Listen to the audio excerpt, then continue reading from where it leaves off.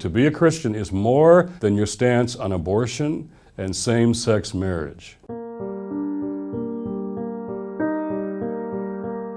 Followers of Jesus Christ must understand that every person who walks this earth possesses the image of God. For this reason, racism, sexism, and homophobia are an assault on that very image of God.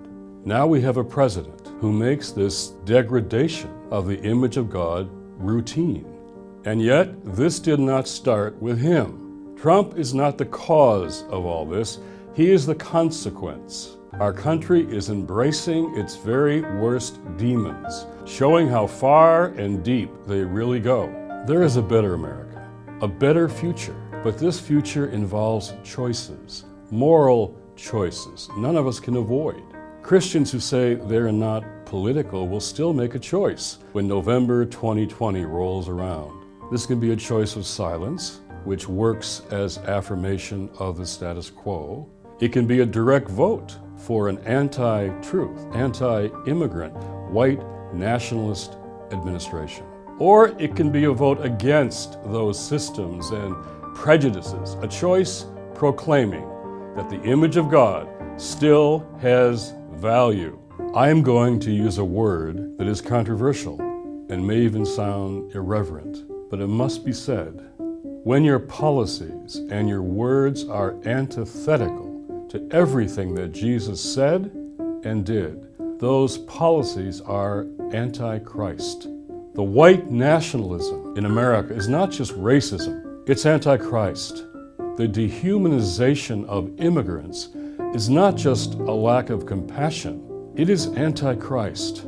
The mistreatment of women through sexual harassment, abuse, and assault isn't just sexist, it's anti-Christ. And for churches not to name and say that clearly and boldly is evidence of their losing connection with Jesus Christ and his teachings. When you listen to some white evangelicals praise Trump, watch for how little they talk about Jesus and his plan of radical discipleship. We forget the complexity of his message. Jesus was a deeply radical figure. He proclaimed a vision of love and a new analysis of power that turned the world on its head. This brown-skinned Jewish rabbi had quite a lot to say about politics, or at least how we should apply our moral values to public life. Today, Jesus would have been the one celebrating the Black Lives Matter movement, shoulder to shoulder with his neighbors, especially those who are immigrants or refugees. Jesus would furiously defend our warming planet, regardless of whether that activism was popular. Jesus would stop at nothing to combat the inhumane treatment of families at the border. It's time to reintroduce this Jesus to our American churches. Too many churches, primarily white churches in our nation, excuse their silence by claiming they aren't political, that they don't have to weigh in on the extraordinary injustice we see all around us. Do you know what I have to say to that? Enough.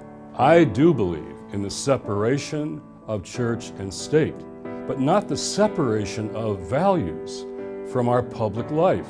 Get the f*** out of my country! To all you Arabs and Democrats, but you go back where you came from. Jesus is remembered for asking very powerful questions like, who is my neighbor and what is truth? Often directly to politicians. The religious right has forgotten the heart of Jesus' message and its focus on two specific issues. Let me be clear, to be a Christian is more than your stance on abortion and same-sex marriage. Stay in the closet.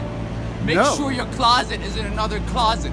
To be a Christian is to fiercely defend your neighbor, including especially those who couldn't be more different than yourself.